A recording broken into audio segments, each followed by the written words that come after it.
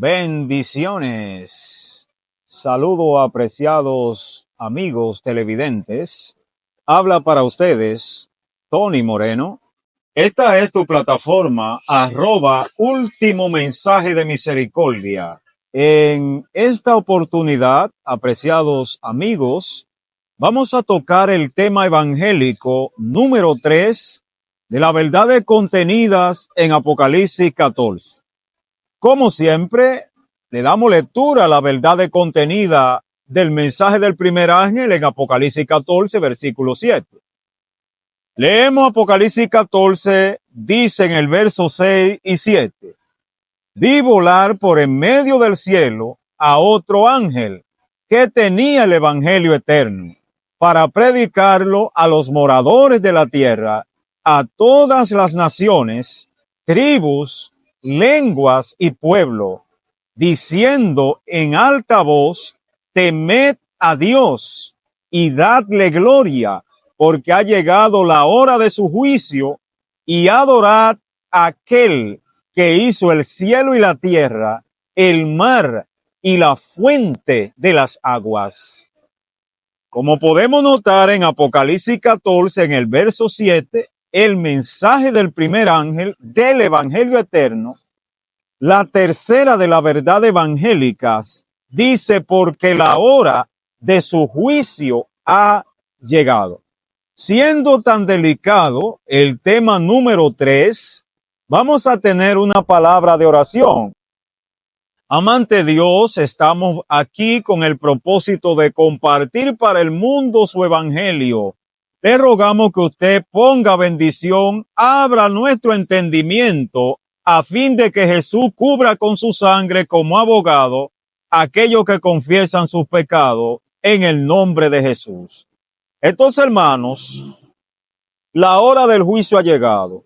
Siempre que se va a hacer un juicio en cualquier país del mundo, tribunal, se establece por las autoridades de ese país, de esa jurisdicción, se establece una fecha, un tiempo.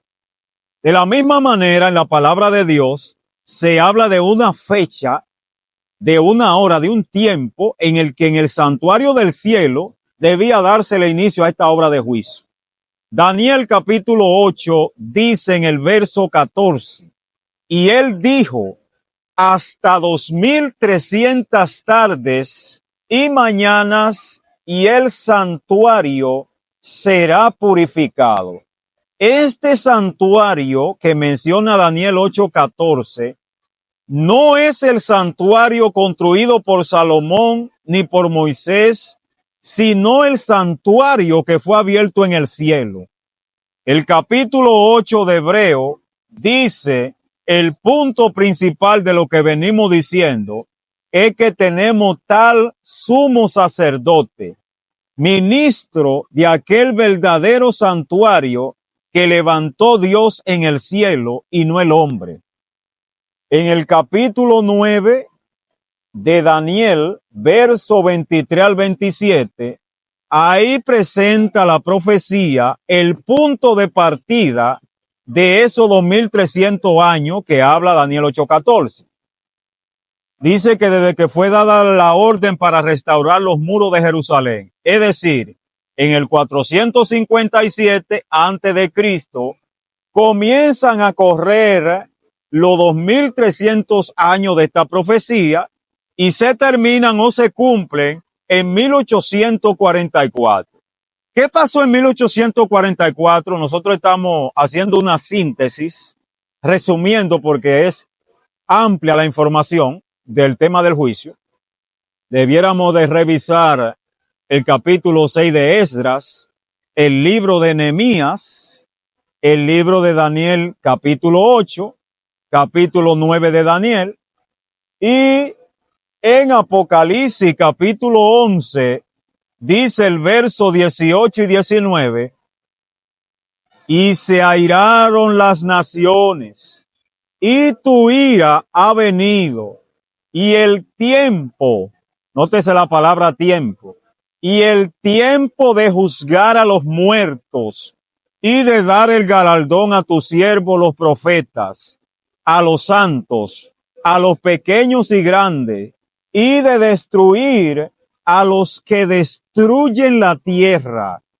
Y el santuario de Dios fue abierto en el cielo, y fue vista el arca de su pacto, y hubo trueno, relámpago, terremoto y granizo. Podemos notar, hermano, que esta obra de juicio se realiza ¿dónde? En el santuario de Dios que fue abierto en el cielo. ¿Quiénes son los primeros en ser juzgados en esta obra de juicio? Los que bajaron a las tumbas, los muertos que bajaron a la tumba en el temor a Dios, o sea, obedeciendo su mandamiento. Profetas, pequeños y grandes. Ellos son los primeros que están siendo revisados, su obra que hicieron mientras estuvieron vivos en la tierra. Dice que hay unos libros que fueron abiertos. Los libros, está el libro de la vida, el libro de la memoria y están los libros de la muerte. Entonces, hermano, ¿cuándo comenzó este juicio en el santuario celestial? En 1844. Ahora, vamos al capítulo 7 de Daniel para que veamos de cerca lo que ocurre en ese santuario desde que llegó el tiempo del juicio. Dice Daniel 7, versículo 9 y versículo 10, también vamos a hablar del versículo 13. Dice, estuve mirando hasta, esta palabra, la palabra hasta es una preposición de tiempo, un adverbio de tiempo. Hasta que fueron puestos unos tronos. Los tronos no estaban ahí hasta que no llegó el cumplimiento del tiempo que habla Daniel 8:14, los 2300 años, que se cumplen en 1844. Dice, hasta que fueron puestos unos tronos y se sentó un anciano de días, cuyo vestido era blanco como la nieve y el pelo de su cabeza como lana limpia. Un río de fuego procedía y salía de delante de él. Las ruedas de su trono eran llama ardiente. Millares de millares le servían y millones de millones asistían delante de él. El juez se sentó y fueron abiertos los libros. Podemos notar en esa porción bíblica de Daniel 7, versos 9 y 10, se menciona tronos que fueron puestos. Se menciona un anciano de días que es el juez. Se mencionan libros. Dice que los muertos grandes y pequeños estaban de pie delante del trono, delante del juez que estaba sentado en el trono. En el versículo 13 de Daniel 7 dice, miraba yo en la visión de la noche, y he aquí que en las nubes del cielo venía uno semejante al Hijo del Hombre, y le hicieron acercarse delante de él, y le fue dado dominio, gloria y reino, para que todos los pueblos, naciones y lenguas le rindan homenaje. Su dominio es un dominio eterno y su reino uno que no será destruido. En otras palabras, hermano, Jesús, en el momento que Dios se sienta como juez en su tribunal, que es el santuario, como hemos visto en los pasajes anteriores, es el tribunal que está en el santuario celestial, el lugar santísimo, que está en el cielo. En el cielo hay un santuario, un templo, y en ese santuario hay un departamento que se llama el lugar santísimo, según Hebreos 10:19. Y ahí está sentado Dios en su trono como juez. Delante de él hay millones de millones. Váyanse ustedes imaginando el tamaño que tiene, la dimensión que tiene ese salón de tribunal que puede albergar a millones de millones. Delante de él fue traído Jesús como abogado, como sumo sacerdote, como un mediador, como uno que intercede por nosotros. Ahora, hermano, ¿quién es el abogado en este juicio? Según dice Primera de Juan 2, dice, hijitos míos, os escribo estas cosas para que no pequéis.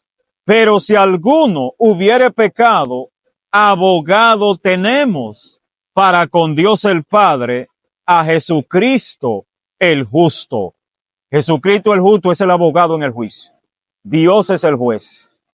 También dice en Primera de Juan 1:9 que si confesamos en oración a Dios nuestro pecado, la violación a los mandamientos, la sangre de Cristo, que es el abogado, nos limpia de todo pecado y nos limpia de toda maldad.